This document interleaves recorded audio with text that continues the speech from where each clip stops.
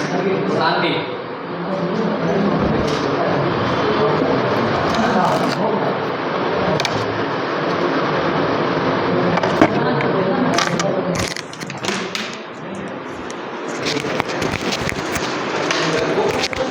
हाँ बउआ, शांति का मतलब शांति होता है। हाँ, शांति का मतलब शांति होता है। अब देखिए, वैदिक सभ्यता के बारे में हम लोग बात कर रहे थे। कुल मिला के हम बात कहें तो हमारा बात चल रहा था वैदिक साहित्य पे। वैदिक साहित्य पे क्या? हाँ जाओ ना, बिल्कुल जाइए ना। सुरमा भोपाली, चलिए आइए वैदिक सभ्यता की हम बात करेंगे। ठीक है, देखिए वैदिक सभ्यता में कुछ साहित्य थे। उन साहित्यों में हमने आपको बताया वेद के बारे में, आपको वेद पढ़ा दिए, आपको उपवेद पढ़ा दिए। ठीक है, इसके बाद कुछ और चीजें जो आपको जानना है, ठीक है, वैदिक साहित्य में है। जैसे आप उपनिषद के बारे में दो तीन उपनिषद है जहां से क्वेश्चन आता है, याद रखिएगा उपनिषद। उसके बाद में उपनिषदों के बाद में आपको याद रखना है किसके बारे में? तो पुराण के बारे में। किसके बारे में? पुराण के बारे में। उसके बाद आपको याद रखना है किसके बारे में? तो आपको याद रखना है स्मृति के बारे में। उसके बाद आपको याद रखना है किसके बारे में? तो स्मृति के बाद आप याद रख लीजिएगा वेदांग। ठीक है, वेदांग के बारे में। ठीक है, और भी है जैसे कि महाभारत, जैसे कि रामायण, ये सब किताब है ये सब। ठीक है, तो इन किताबों के बारे में आपको जानकारी लेना है, तब जाके वैदिक सभ्यता के बारे में बहुत अच्छा से आप जानिएगा। आपको बता दिए वैदिक में वेद के बारे में, उपवेद के बारे में। अब आइए थोड़ी सी दो चार उपनिषदों के बारे में आप जानकारी रखिए। सबसे पहले कि उपनिषद कहेंगे किसको? उपनिषद किसको कहते हैं? तो सीधा सा सिंपल सा याद रखिएगा कि उपनिषद हम किसे कहेंगे? गुरु के समक्ष बैठ के शिक्षा लेने वाली व्यवस्था को उपनिषद कहते थे। ठीक है, मतलब कि एक शिष्य जो अपने गुरु के समक्ष बैठ के उनसे कुछ सीख रहा हो, ठीक है, उपनिषद कहलाता है। इस शब्द का ये अर्थ हो गया। उपनिषद जो किताब लिखी गई है, ठीक है, ये किताब जो है ये सब आरण्यक किताब है। आरण्यक का मतलब होता है जंगल में लिखी हुई किताब। ठीक है, आरण्यक याद रखिएगा, एग्जाम में क्वेश्चन आया था कि आरण्यक क्या है। तो आरण्यक का मतलब क्या है? एक ऐसी किताब जिसकी रचना कहां हुई हो? जंगल में हुई हो। ठीक है, अब देखिए बात है कि उस समय पे जो भी एजुकेशनल व्यवस्था थी वो सारे के सारे कहां होते थे? जंगल में ही होता था। ठीक है, क्यों होता था? क्योंकि उस समय स्कूल जंगले में रहता था। ठीक है, जैसे कि मतलब कि गुरुकुल जो होता था, पढ़ना लिखना होता था किसी को तो उसको भेज दिया जाता था गुरुकुल में। गुरुकुल कहाँ होता था? तो किसी जंगली क्षेत्र में, किसी पहाड़ के घाटी में एक गुरुकुल होता था, वहां उसकी शिक्षा होती थी। आज के तरह नहीं कि यहाँ सारी शहर में स्कूल की व्यवस्था है, जाइए आराम से मस्त मौला पढ़िए। ठीक है, वहां ऐसी व्यवस्था नहीं थी। उस समय पढ़ाई होता था नेचर से जोड़ के। ये नहीं कि अरे एक कमरा है तो चारों तरफ से पैक कर दिया गया, बैठ के एकदम पढ़ रहे हैं उसमें। ठीक है, पढ़ने का ये इन्वायरमेंट है ये नहीं, पढ़ाई लिखाई का ये इन्वायरमेंट है ये नहीं है। कभी आप पढ़ के मतलब जो बाग गार्डन होता है जिसको हम लोग अपने, ठीक है, देहात में गाछी कहते हैं, जानते हैं ना गाछी? हाँ, तो गाछी में कभी बैठ के पढ़ के देखिएगा, हाँ, जो आनंद मिलेगा ना बता नहीं सकते हैं। लेकिन अगर आप खुरपात होइएगा तो फिर सो जाइएगा। ठीक है, हाँ पे क्या बात है, बहुत बढ़िया, पेड़ पर चढ़ जाओ, वहां बैठ के पढ़ो, वाह, ऐसा बनेगा कालिदास बनेगा, वो कालिदास। चलो, तो वो ना मतलब कि जब नेचुरल चीज में बैठिएगा ना थोड़ा सा तो दिमाग एकदम फ्री रहेगा। जैसे होता क्या है ना, जैसे हमारी आंखें जो होती है, जैसे नेचुरल चीजों को देखेगी, जैसे हरा भरा अगर चीज दिखाई देता है, पेड़ पौधा अगर हमको दिखाई देता है तो नेचुरली हमारे आंख को काफी ज्यादा सुकून मिलता है। ठीक है, दिमाग में जो है ना थोड़ा सा स्ट्रेस कम होता है। इसलिए देखिएगा कि डॉक्टर सजेस्ट करता है किसी को अगर बहुत ज्यादा स्ट्रेस हो रहा हो तो जाइए थोड़ा सा घूम के आइए, ठीक है, हवा लगाइए, ठीक है, खुली जगह में जाइए थोड़ा सा, ठीक है, नेचर का आनंद लीजिए, उसके बाद अपने आप आपका प्रेशर ठीक हो जाएगा। तो एजुकेशन का भी अगर पढ़ाई लिखाई करना हो तो लाइब्रेरी में बैठ रहता है सब, ठीक है, कहना तो नहीं चाहिए, ठीक है, लेकिन जो लाइब्रेरी का ही जो पढ़ाई है, ठीक है, बड़ा अजीब टाइप का पढ़ाई है, ठीक है। बैठ गए एकदम ऐसा रूम में जहाँ ना हवा आने की जगह है ना जाने की जगह है। अरे भाई मनुष्य हो तुम, आप कोई वायरस नहीं है कि कहीं भी जाके आप फिट हो जाइएगा, आप कोई बैक्टीरिया नहीं है कहीं भी जाके आप फिट हो जाइएगा, मनुष्य हैं। जब मनुष्य को नेचुरली सब कुछ मिलता रहेगा, ऑक्सीजन पर्याप्त मात्रा में मिले, ठीक है, और भी जो भी चीज़ें होती है हमारी रिक्वायरमेंट सब पर्याप्त मात्रा में मिलती है ना, तो हमारा जो माइंड है वो क्या मतलब भयंकर रूप से काम करता है, ठीक है। तो बंद कमरा में बैठ रहे हैं, एकदम रटे जा रहे हैं, पढ़े जा रहे हैं, ठीक है, क्या पढ़ रहे हैं पता ही नहीं। तो इस चीज़ से आप मेहनत तो कर रहे हैं लेकिन आपका बौद्धिक विकास नहीं हो रहा। अब ऐसा भी नहीं कह रहे हैं कि लाइब्रेरी जो है वो बैठ के पढ़ना वहाँ, ठीक है, उचित नहीं है, पढ़िए। वो क्या है ना कि जैसे कोई बहुत ज़्यादा परेशान है, मतलब घर पे उसको समय नहीं मिलता हो, या फिर किसी कारणवश घर पे वो पढ़ नहीं पाता हो, या फिर घर पे कोई ऐसी मतलब उसके पास जगह नहीं हो कि बैठ के पढ़ सके। जैसे होता है ना कि हम लोग के घर में 4-5 रूमें होता है, अब उस 4-5 रूम में 75 गो रहने वाला होता है, ऐसा जगह ही नहीं होता है जहाँ बैठ के सुकून से पढ़ा जाए। तो उस कंडीशन में आप लाइब्रेरी का इस्तेमाल कर सकते हैं, लेकिन अंतिम रूप से, ठीक है। ज़्यादातर कोशिश करना चाहिए कि खुली जगह पे आप बैठिए, बैठ कर पढ़िए, आनंद लीजिए जीवन का, ठीक है, सब चीज़ का आनंद मिलता रहेगा। तो पहले की एजुकेशन जो होता था वो जंगल में होता था, तो किताबें जो लिखी जाती थी, जो भी पढ़े लिखे गुरुजन जो होते थे वो जंगल में ही निवास करते थे, तो उनके द्वारा जो किताबें लिखी गई जंगल में उसको आरण्यक कहा गया। तो उसी आरण्यक में एक था क्या, उपनिषद। क्वेश्चन आता है उपनिषद के बारे में, उपनिषदों की संख्या कितनी है, तो याद रखिएगा कि उपनिषदों की कुल संख्या 108 है। इतने उपनिषद है कुल मिला के, समझे कितना, 108 है, ठीक। उपनिषद के बारे में याद रखिएगा कि उपनिषद जो होता है यह एक दर्शन शास्त्र है। ये क्या है, ये एक ऐसी किताब है जिसमें, ठीक, दार्शनिक बातें की गई है, फिलोसफिकल बातें की गई है। दर्शन का मतलब होता है आपको उस चीज की सत्यता को दिखाना, उस चीज के सत्यता को दिखाना दर्शन कहलाता है। जैसे बुद्ध ने कह कर गए थे कि संसार के जो भी मतलब की व्यवस्था है, ठीक है, इस संसार में हर कोई दुखी है, कोई सुखी नहीं है, ठीक है, संसार में हर कोई दुखी है, मतलब संसार दुखों से भरा हुआ है, ऐसा बुद्ध का कहना था। फिर बुद्ध का कहना था कि संसार में जो दुख है इसके पीछे एक कारण है, और वह कारण क्या है, तो कारण इच्छा है। हमारी इच्छा होती है, इस वजह से हमको दुख होता है। अगर इच्छा ना हो तो हमको दुख ही नहीं होगा। जैसे किसी ना किसी बात के लिए आप लोग दुखी होते होंगे, क्या मतलब मान लीजिए कोई पढ़ने आया, एग्जाम दिया, एग्जाम में फेल हो गया, रिजल्ट नहीं आया, अब इस बात से दुखी है। उसकी इच्छा थी ना भाई कि मेरा रिजल्ट हो जाए, अगर रिजल्ट हो जाता तो दुखी ना होता। क्या अगर मान लीजिए कि मंगल ग्रह पे अचानक मान लीजिए मंगल ग्रह पे उल्का पिंड गिर जाए, मंगल ग्रह तहस नहस हो जाए, क्या हमको कोई दुख होने वाला है? नहीं, तो क्या दुख होगा, मंगल ग्रह से, उसे हमें कोई वास्ता ही नहीं है। वही अगर हमारे साथ कुछ होता हो तो दुख होगा, पृथ्वी के साथ हो तो, ठीक है। तो मान लीजिए जिसकी भी जो इच्छा हो, जिसकी भी जो इच्छा हो, अगर वो इच्छा की पूर्ति न होता हो तो उसको तकलीफ होगा। तो ये एक फिलॉसफी है, बुद्ध के द्वारा ये फिलॉसफी बताया गया, ये सच बात है, ठीक है, ये बातें सच है, लेकिन सबको पता नहीं था। बुद्ध आए तो लोगों को बताया कि देखो ये कारण है हमारे दुखी होने का। अगर आप किसी चीज की इच्छा ही ना करें तो दुखी ही ना होइएगा। क्या जैसे मान लीजिए कि कुछ दिन पहले आलिया भट्ट का शादी हो गया, आलिया भट्ट का ब्याह हुआ, ठीक है। अब जो है आलिया भट्ट के ब्याह हुआ तो क्या हम लोगों को कोई दुखी हुई? क्या दुख हुआ किसी प्रकार का? नहीं हुआ। लेकिन अगर हमारी इच्छा होती इससे ब्याह करने की, तब तो भयंकर दुख होता। तब अरे दुख होता ना, ठीक है, भयंकर दुख होता। लेकिन हमारी इच्छा ही नहीं थी, अब नहीं इच्छा थी तो ब्याह उसका किसी से हो जाए, घंटा फर्क पड़ता, हमको कोई फर्क नहीं पड़ता। तो संसार में सारी दुख जो है हमारी इच्छा पर निर्भर करती है। इच्छा की पूर्ति ना होगी तकलीफ होती है, ठीक है। तो ये फिलॉसफी है, बताया गया कि हाँ सच में यही बात है। तो वैसे ही उपनिषद जो होता है, उपनिषद में कुछ फिलॉसफिकल, कुछ सत्य बातों को यहां दर्शाया गया था। कैसे फिलॉसफिकल बात है?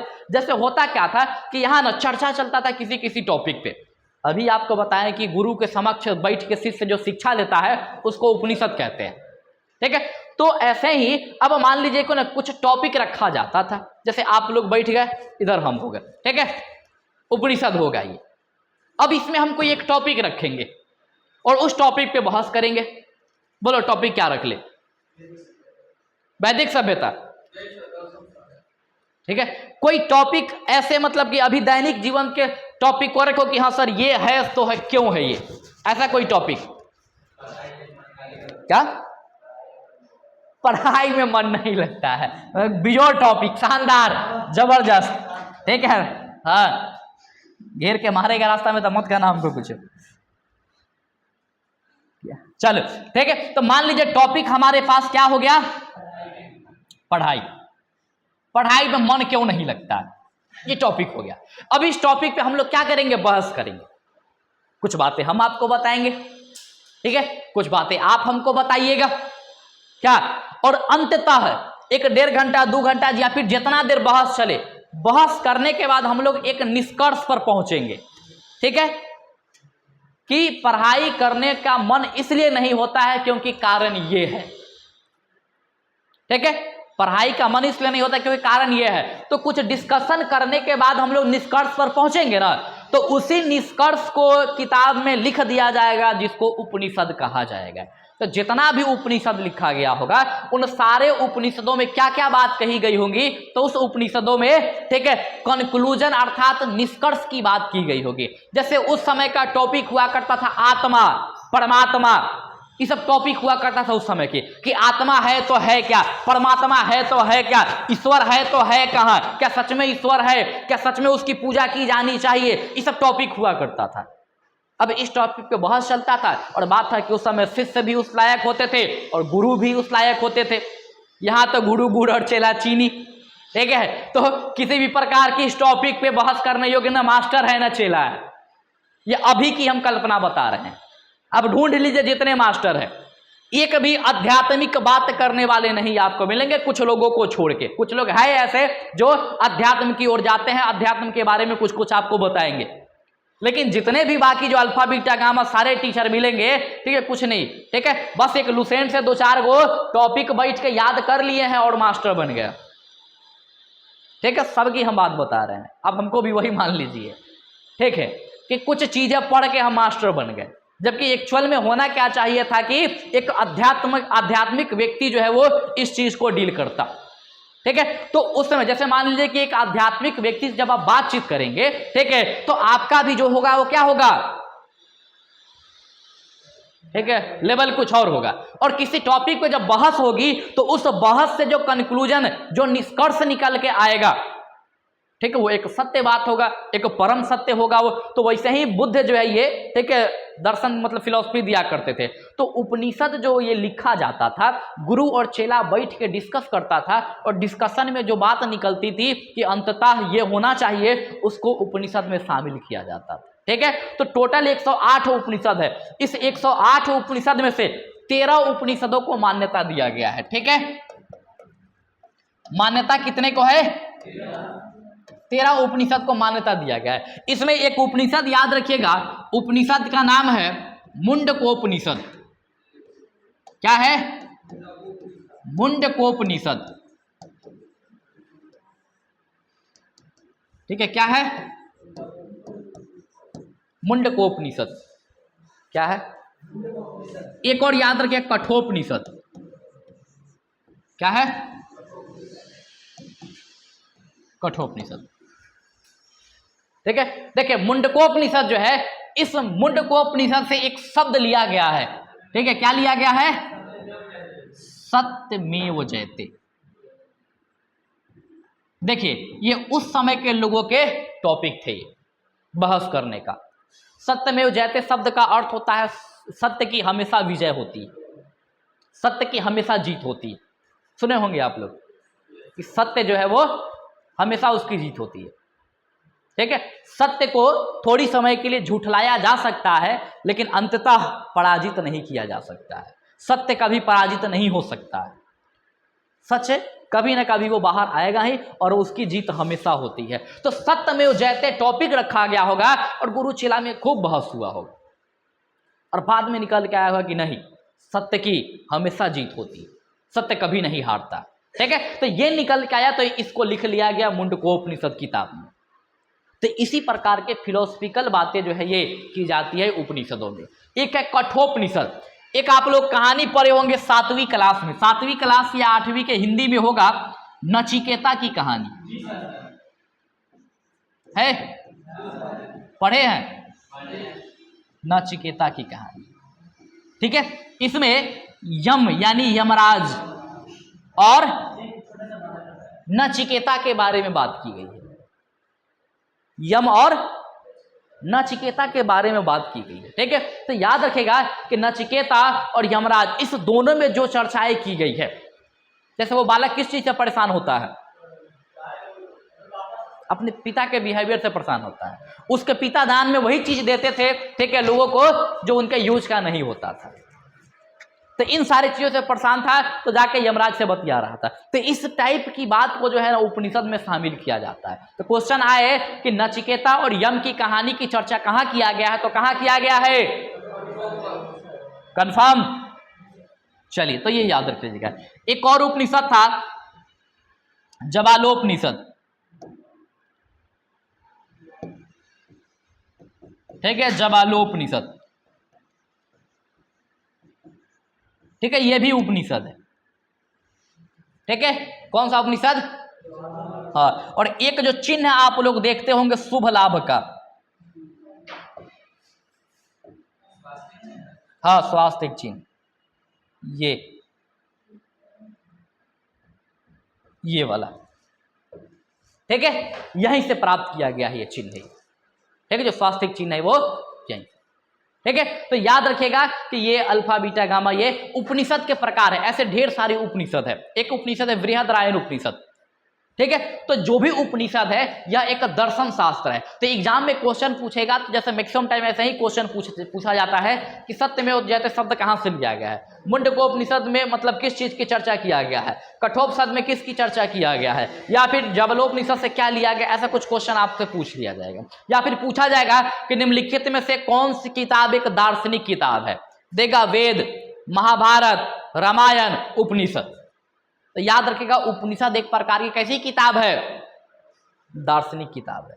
उपनिषद कैसा किताब है, दर्शन शास्त्र की किताब है। क्लियर, तो ये यहां से याद रख लीजिएगा इसके बारे में, दर्शन शास्त्र। ठीक है, चलिए अब आइए उसके बाद थोड़ी सी पुराणों की हम लोग बात कर लेते हैं। पुराण किसकी,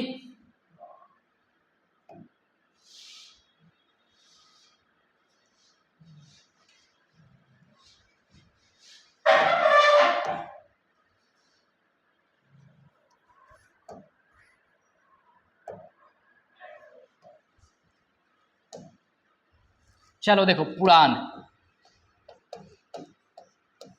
ये रहा पुराण।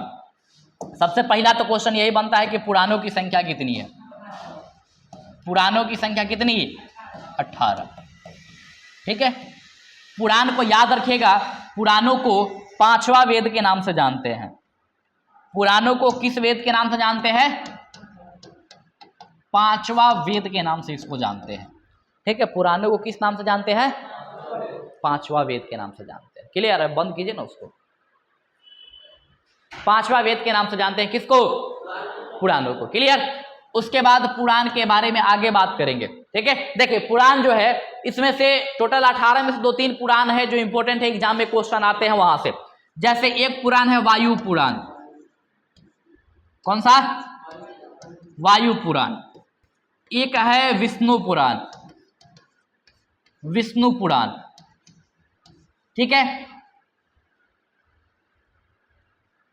वो सही लिखे हैं कि सही लिखे हैं, ऊपर वाला सही है, तो इसको सुधारना होगा। पुराण, ठीक है, देखिए तो ये जो है ये विष्णु पुराण, वायु पुराण, एक याद रखिएगा मत्स्य पुराण। कौन सा, मत्स्य पुराण। ये 3 पुराण याद रख लीजिएगा। क्यों याद रखना है? क्योंकि इसमें ना किसी किसी वंश की चर्चा किया गया है। जैसे कि वायु पुराण की हम बात करेंगे तो याद रखिएगा, वायु पुराण में किसकी चर्चा? गुप्त वंश की चर्चा किया गया है। किसका? गुप्त वंश की चर्चा किया गया है। उसी प्रकार से विष्णु पुराण में किसकी चर्चा? याद रखिएगा, मौर्य वंश की चर्चा किया गया। किसके? मौर्य वंश की चर्चा किया गया। ठीक है। मत्स्य पुराण में किसकी चर्चा? सातवाहन वंश की। किसके? सातवाहन वंश। देखिए, इसको याद रखने के लिए याद रख लीजिएगा, जैसे वायु पुराण में किस वंश की चर्चा? गुप्त वंश की चर्चा। वायु जो होता है ना, वायु गुप्त होता है, हमको नहीं दिखता। जैसे यहाँ वायु चल रहा है, क्या दिख रहा है किसी को? है ना, दिख रहा। तो वायु क्या होता है? गुप्त होता है। तो वायु गुप्त, याद रख लीजिएगा, वायु गुप्त। ठीक है। विष्णु पुराण छोड़ दीजिएगा। ठीक है। मत्स्य पुराण जो है, इसमें याद कर लीजिएगा क्या? सातवाहन। कैसे याद कीजिएगा? देखिए, सातवाहन वंश जो है ना, एकमात्र ऐसी मतलब राजवंश था जो मातृसत्तात्मक था। कैसा था? जैसे हम लोग सिंधु सभ्यता पढ़े ना, सिंधु सभ्यता मातृसत्तात्मक था ना, वहां माता को प्रायोरिटी ज्यादा दी जाती थी। तो उसी प्रकार से सातवाहन वंश में भी माता को ज्यादा प्रायोरिटी दी जाती थी। मत्स्य पुराण, समझे? ठीक है। तो मत्स्य से आप मातृसत्तात्मक को जोड़ सकते हैं। ठीक है। मछली लेके जाइए घर पे, बनाएगा कौन? माता बनाएगी। ठीक है। मछली लेके आप जाइए, बनाएगी कौन? मम्मी बनाएगी। ठीक है। तो याद रखिएगा। ठीक है। देखिएगा कहीं देह पे ना फेंक दिया जाए। तो मत्स्य पुराण जो है मातृसत्तात्मक, याद रखिएगा, समाज सातवाहन वंश की चर्चा किया गया है। ठीक है। तो विष्णु वायु पुराण में गुप्त वंश, विष्णु पुराण में मौर्य वंश और मत्स्य पुराण में किसकी? सातवाहन वंश की चर्चा किया गया। क्लियर है? अरे है ना क्लियर? आगे बढ़िए। क्लियर है तो पुराण हो गया। पुराणों के बारे में 2-4 बात आप याद रखिएगा। संख्या कितनी? 18। ठीक है। 5वां वेद। इसकी रचना याद रखिएगा गुप्त काल में ही किया गया था। रचना कब किया गया? गुप्त काल। ठीक है, याद रखना है। चलिए अगले क्वेश्चन की बात करेंगे। पुराणों के बाद एक था क्या? स्मृति। याद रखिएगा, स्मृति की संख्या कितनी? तो कुल 36 स्मृति है। कितने? 36 स्मृति। हाँ ठीक है। वेद व्यास। ठीक है। हाँ हाँ, आगे क्या पूछ रहे थे? हाँ, स्मृति। स्मृति के बारे में पूछे थे कि ये स्मृति कितनी है? तो 36 है। कौन कौन सी स्मृति है? तो एक आध दो का नाम याद रखिएगा। जैसे एक स्मृति है याज्ञवल्क्य स्मृति।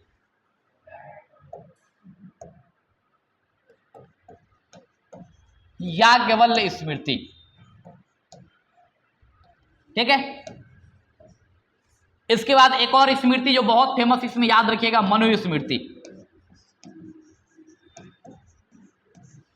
मनु स्मृति।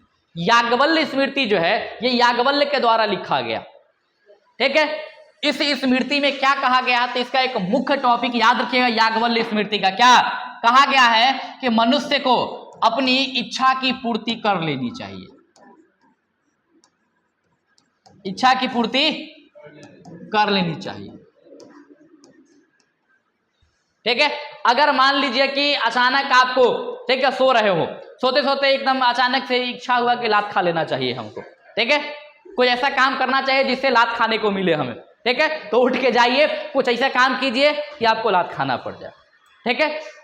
या फिर आपकी जो भी इच्छा हो क्या, शाम में मस्त एकदम बिरयानी मारना है, एकदम मस्त बिरयानी खाइए। ठीक है। कैसे खाइए इसका मैटर नहीं है, कैसे खाइए इसका जिक्र नहीं किया गया है, बस इच्छा की पूर्ति हो जाना चाहिए। ठीक है। तो याद रखिएगा, याज्ञवल्क्य स्मृति में इच्छा को ज्यादा प्रायोरिटी दिया गया था। मनु स्मृति के बारे में याद रखिएगा, मनु के द्वारा ये स्मृति लिखी गई थी, मनु स्मृति। ठीक है। मनु स्मृति जो है, इसमें ठीक है कुछ चीजों का जिक्र किया गया है। इस स्मृति में याद रखिएगा, खास करके दलित अर्थात शूद्र और महिला, शूद्र और महिला, इस दोनों को, ठीक है, हाँ बहुत ज्यादा ठीक से बंद करो ना, सुरमा भोपाली, स्टाफ है को रखे हम गेट बंद करेला। हाँ हो गया बात, तो पानी पीने गए। चलो हाँ, दलित मतलब शूद्र और महिला इस दोनों की स्थिति बहुत ही नाजुक बताई गई थी। ऐसा कहा जाता था कि मतलब ये दोनों जो है ये गलती से इनका जन्म हो गया है, ठीक है, भगवान मतलब चाह नहीं रहे थे, जबरदस्ती बनाना पड़ा इनको, ठीक है। तो थोड़ा सा नीचा दिखाया गया था इन लोगों को यहाँ पर, ठीक है। तो ये याद रख लीजिएगा। बाकी मनुस्मृति में ही, ठीक है, महिला जो है महिला को जुआ के लत के समान बताया गया था। हाँ, जुआ और शराब का जो लत लग जाता है, ऐसा लत बताया गया था, ठीक है। तो इस प्रकार से आप कह सकते हैं कि थोड़ी सी ये थी। बाकी याद रखिएगा कि मनुस्मृति जो था ये सबसे पहले आप कह सकते हैं पहला संविधान, भारत का पहला संविधान, मतलब इसमें कुछ कानून व्यवस्था बनाया गया था, क्या होना चाहिए नहीं होना चाहिए। तो एक कानूनी किताब था ये। जैसे संविधान में क्या होता है कि कानून होता है कि आपको ऐसे चलना चाहिए, ऐसे नहीं चलना चाहिए, तो वैसा पहला संविधान बताया जाता है किसको?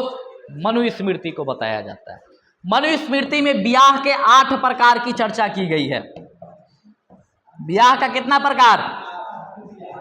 8 प्रकार की चर्चा किया गया है। और इस 8 प्रकार के चर्चा में एक ब्याह होता है गंधर्व विवाह। कौन सा विवाह?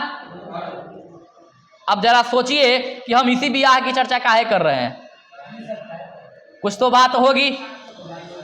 क्या बात है? ठीक है, गंधर्व विवाह जो था, ये गंधर्व विवाह प्रेम विवाह था, अर्थात लव मैरिज था ये, ठीक है। 8 विवाह में से ही 5वां विवाह था जिसको मान्यता नहीं दिया जाता था। ब्याह होता था इस प्रकार से, लेकिन समाज में उसको मान्यता नहीं दिया जाता, ठीक है।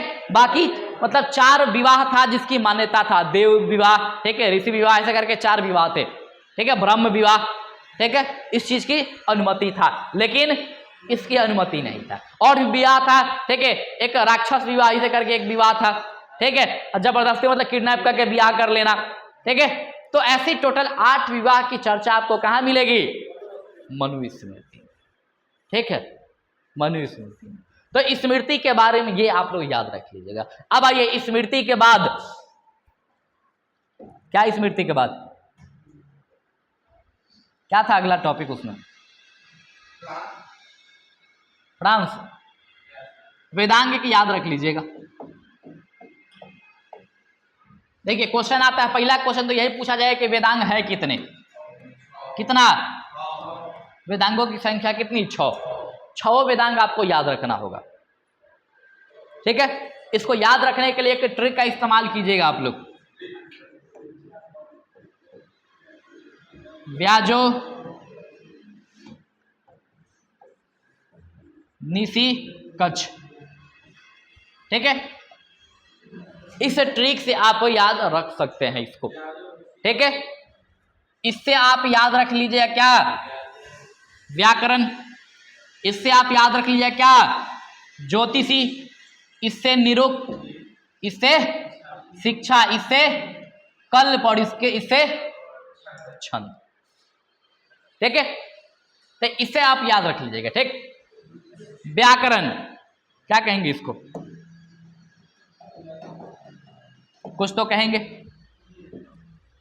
व्याकरण ही कहेंगे, और क्या कहेंगे, ठीक है। ज्योतिषी, ठीक है, निरुक्त,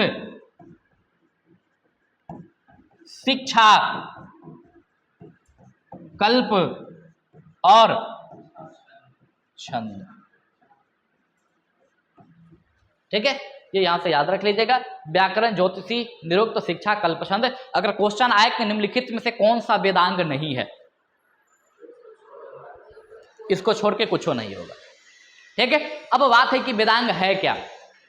क्या क्या है ये? तो याद रखिएगा, वेदांग बनाया गया था किस लिए? ताकि वेदों को अच्छा से समझा जा सके। जैसे वेद में जो भी चीज लिखा हुआ है उसको पढ़ने के बाद समझ में तो ठीक से आना चाहिए कि नहीं आना चाहिए। जैसे किसी भी बात, जैसे मान लीजिए कि हिंदी का आपको ज्ञान हो गया, लेकिन हिंदी का वो किताब अभी आपको हम दे देंगे और कहेंगे कि 10 लाइन पढ़ के हमें समझाइए, उसमें से कुछ ऐसे लाइन होंगी जो आप नहीं समझा पाइएगा, उसका मीनिंग कुछ और उसमें निकल रहा होगा, आप बताइएगा कुछ और। क्या, जैसे कि आमिर खान का मूवी देखे होंगे पीके, उसमें आमिर खान का एक डायलॉग था, एक ही शब्द के 4 मतलब होता है। अच्छा अच्छा अच्छा, ठीक है। तो ऐसे जो है ना, ये एक ही शब्द के अनेक मतलब हो सकते हैं। तो इस मतलब को समझने के लिए आपको उस शब्द के बारे में जानना होगा, और शब्द का मतलब जो व्याकरण होता है उसको ठीक से पढ़ना होगा। जैसे अगर आपको हिंदी भाषा की बेहतरीन जानकारी चाहिए, व्याकरण पढ़िए। अगर आप व्याकरण समझ गए, शब्द का उच्चारण समझ गए, उसका मतलब समझ जाइएगा, तो उसी प्रकार से यहाँ पर वेदों को समझने के लिए वेदांग बनाया गया, जिसमें कहा गया कि आप वेदांगों के बारे में पढ़िए। जिस दिन आपको वेदांगों का बढ़िया नॉलेज हो जाएगा, आप वेद के बारे में बहुत अच्छे से जान जाइएगा। तो वेदों के जानने के लिए वेदांग की बात कही गई थी यहाँ पर, ठीक है। तो याद रखिएगा वेदांग के बारे में। क्लियर क्लियर, चलिए। वेदांग कितने? 6। याद रखिएगा कि दुनिया का पहला व्याकरण जो था, कौन सा किताब था? तो एक किताब था अष्टध्यायी। क्या? अष्टध्यायी। किसकी किताब थी ये? चाणक्य की, सुरमा भोपाली। देखो, पाणिनि का किताब था ये। किसका? पाणिनि का किताब था ये, अष्टध्यायी, ठीक है। तो अष्टध्यायी के रचयिता कौन? पाणिनि, ठीक है। तो ये व्याकरण पे आधारित किताब था ये। तो पहली बार व्याकरण की चर्चा यहाँ की गई थी, ठीक है। बाकी ज्योतिष में ज्योतिष विज्ञान की चर्चा होती है, ठीक है। निरुक्त में थोड़ी सी बुद्धि को ठीक ठाक करने की बात होती है। शिक्षा जो होता है, शिक्षा से संबंधित है। कल्प और छंद हिंदी पढ़े होंगे तो समझे होंगे, नहीं पढ़े होंगे तो गोली मारिए, बस इतना याद रख लीजिएगा, ठीक है। तो ये 6 प्रकार के क्या हो जाएंगे? वेदांग हो जाएगा। अब आइए, वेदांग के बाद अगला टॉपिक क्या था? महाभारत और रामायण। महाभारत के बारे में 2-4 बात याद रखिएगा, एग्जाम में यहां से पूछ लिए जाते हैं। देखिए, महाभारत के बारे में सबसे पहले तो महाभारत के रचना किसके द्वारा किया गया? किसके द्वारा? वाल्मीकि रामायण लिख ले, वेद व्यासी है, ठीक है। लेकिन फिर वही बात की रचना नहीं हुई है रामायण की, अब महाभारत की रचना नहीं हुई है, संकलन हुआ है इसका भी। क्या हुआ है? संकलन। और संकलन करने वाला कौन था? महर्षि वेद व्यास। अब बात है कि फिर रचना कौन किया? जैसे वेद की रचयिता ईश्वर को माना जाता है, तो इसके रचयिता किसको माना जाता है? नहीं, याद रखिएगा, महाभारत की रचना किसके द्वारा किया गया था? देखिए, महाभारत जो किताब है एक युद्ध पे आधारित किताब है, ठीक है, जिसमें पांडव और कौरवों के बारे में जिक्र किया गया है, ठीक है। तो इस युद्ध के बारे में, जो युद्ध चल रहा था महाभारत का युद्ध टोटल कितना दिन चला था? तो याद रखिएगा, यह युद्ध 18 दिन चला हुआ था। ये कितना दिन? 18 दिन चला हुआ था। महाभारत किताब में पाठ कितने हैं? पाठ को पर्व कहते हैं, ठीक है। तो महाभारत में कितने पर्व है, कितने चैप्टर है? तो याद रखिए, कितना? 18 ही चैप्टर है, ठीक है। इसके संकलन मतलब रचयिता के बारे में कहा जाता है कि जब युद्ध हो रहा था, महाभारत की लड़ाई देखिएगा, तो उस लड़ाई में जो है काफी सारे रथ वगैरह चल रहे थे। तो रथ चलाने वाले जो लोग था उसको सारथी कहते हैं, भाट सारथी, ठीक है। तो जो भाट सारथी लोग हुआ करते थे, उन्हीं लोगों ने मतलब महाभारत को लिखा था, क्योंकि जो सारथी लोग था अंत में वही लोग बचे हुआ था, बाकी सब तो निपटिए गए थे लोग। तो जो बचा उस युद्ध में वही लोग बचा था, तो वही लोग जो है महाभारत की घटना को लिखा हुआ था, और लिख के वो लोग चला गया। बाद में वेद व्यास जी आए तो उसको चुन चुन के अलग अलग जगह से इकट्ठा करके किताब में पिरोए, जिसको महाभारत कहा गया। तो याद रखिएगा, महाभारत की रचना किसके द्वारा? तो भाट सारथियों के द्वारा। किसके द्वारा? भाट सारथी के द्वारा। क्लियर? ठीक है, चलिए। उसके बाद याद रखिएगा, पर्व कितने महाभारत के? 18 पर्व। महाभारत के कितने पर्व? 18 पर्व। 18 पर्व में एक पर्व है जिसको कहते हैं भीष्म पर्व। क्या कहते हैं?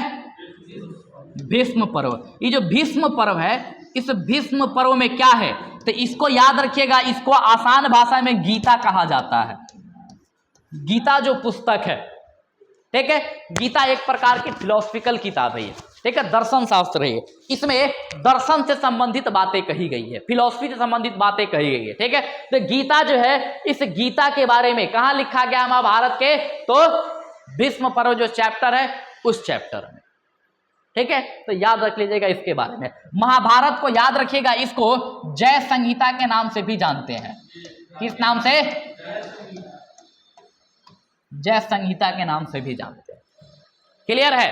तो महाभारत के बारे में यही याद रख लीजिएगा, ठीक है। एक है वो क्या, रामायण।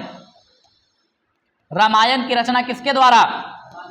हाँ, इसमें कोई संदेह नहीं है, ठीक है। रामायण की रचना वाल्मीकि के द्वारा, ठीक है। तो ऋषि वाल्मीकि जो थे, इनके द्वारा रामायण की रचना की गई थी। बाकी रामायण है क्या आपको पता ही है। तो ये चीजें आप यहां से याद रख लीजिएगा। और याद रखिएगा कि सबसे बड़ा महाकाव्य जो है वो महाभारत और रामायण है। उसमें भी बात करें तो महाभारत सबसे बड़ा महाकाव्य है। ये कहानी बहुत बड़ी कहानी है ये, ठीक है। तो सबसे बड़ी महाकाव्य कौन हो जाएगा?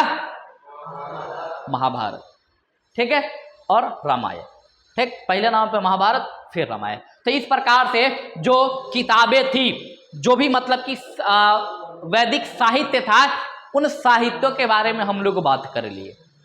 अब यहां से थोड़ा सा और वैदिक सभ्यता में हम लोग बात करेंगे आर्यों का आगमन, ठीक है। आर्य लोग भारत में आया था तो आके कहां कहां बसा था, और भारतीय समाज पे आर्यों के आगमन से क्या क्या प्रभाव पड़ा था, इसके बारे में हम लोग बात करेंगे। और कल हमारा ये वैदिक सभ्यता खत्म हो जाएगा, फिर हम लोग बौद्ध और जैन के बारे में बात करेंगे, ठीक है। तो फिलहाल आज के लिए हम अपनी सभा को यहीं पे समाप्त करते हैं। जय हिंद, जय भारत, वंदे मातरम। चलो, हाँ, बंद कीजिए।